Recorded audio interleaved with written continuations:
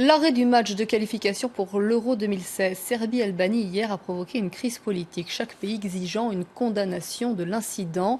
Je vous le rappelle, le match a été interrompu en fin de première période après l'éruption d'un drone flanqué d'un drapeau albanais. Alors nous sommes en ligne avec le Premier ministre albanais, Edi Rama. Monsieur le Premier ministre, je vous remercie beaucoup de répondre à nos questions sur Paris Direct ce soir. Votre frère a été mis en cause dans cet incident. Est-ce qu'il a joué ou non un rôle?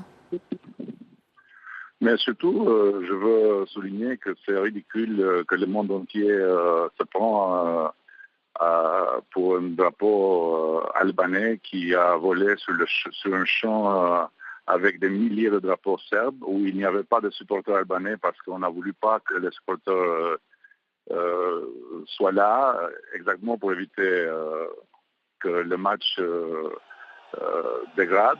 Et surtout, il faut aussi souligner que jusqu'à ce moment-là, il y a eu beaucoup de choses qui se sont passées.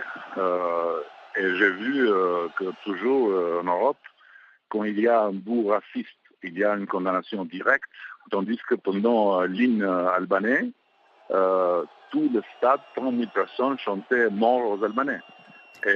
Néanmoins, Voilà. vous ne Et répondez pas après, directement à ma question. Je vous demandais si votre frère était à l'origine de l'irruption de ce drone. Ce sont ça c'est, des accusations qui ont émergé aujourd'hui.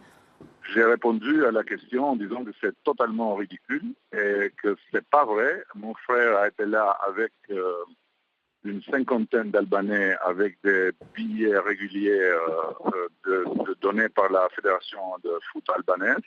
Et c'était une cinquantaine de personnes entre journalistes et d'autres personnes qui ont suivi l'équipe. Il était à la tribune VIP du stade.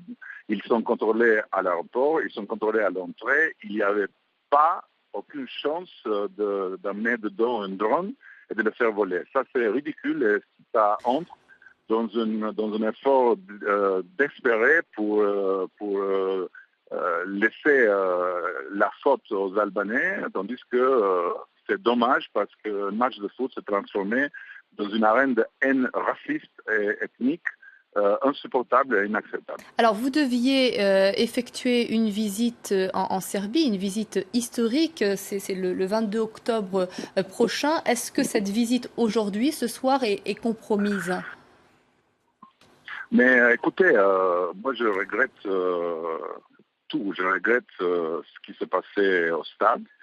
Et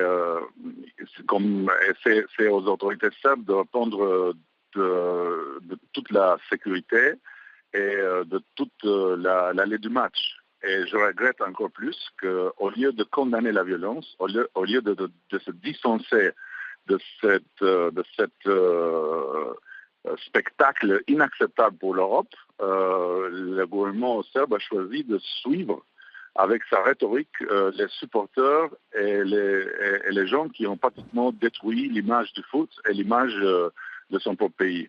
Nous, on a choisi autre chose. On a choisi de se comporter comme des Européens. On a choisi de ne pas répondre à la rhétorique nationaliste et brutale.